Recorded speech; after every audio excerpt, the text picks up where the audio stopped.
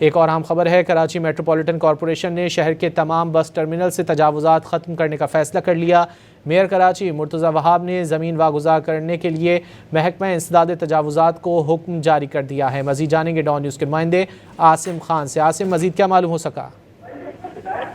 جی ہاں، کراچی کے برسوں سے قائم تجاوزات سے گھرے جو بس ٹرمینل ہیں ان کو اب بحالی کا فیصلہ کر لیا گیا ہے۔ میئر کراچی مرتضی وہاب کی جانب سے یہ اعلان سامنے آیا ہے کہ جلد جو ہے ایک بڑا آپریشن کیا جائے گا شہر میں، جس میں سینکڑوں ایکڑ اراضی پر قیمتی بس ٹرمینل جن پر قبضے ہوئے ہیں ان کو واگزار کرایا جائے گا۔ اسی سلسلے میں انسداد تجاوزات کے عملے کو جو ہے وہ ہدایات بھی جاری کر دی گئی ہیں، جبکہ لسٹیں بھی جاری کر دی گئی ہیں۔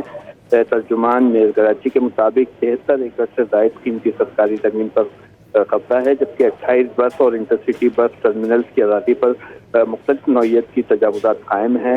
مرتضی وہاب کا کہنا ہے کہ جلد جو ہے ان جو ہے تجاوزات کو ختم کر کے بس ٹرمینلز کی جگہ جو ہے واگزار کرائی جائے گی اور پھر شہریوں کی سہولت کے لیے نئے بس ٹرمینل بنائے جائیں گے۔ عاصم، بہت شکریہ تفصیلات کے لیے۔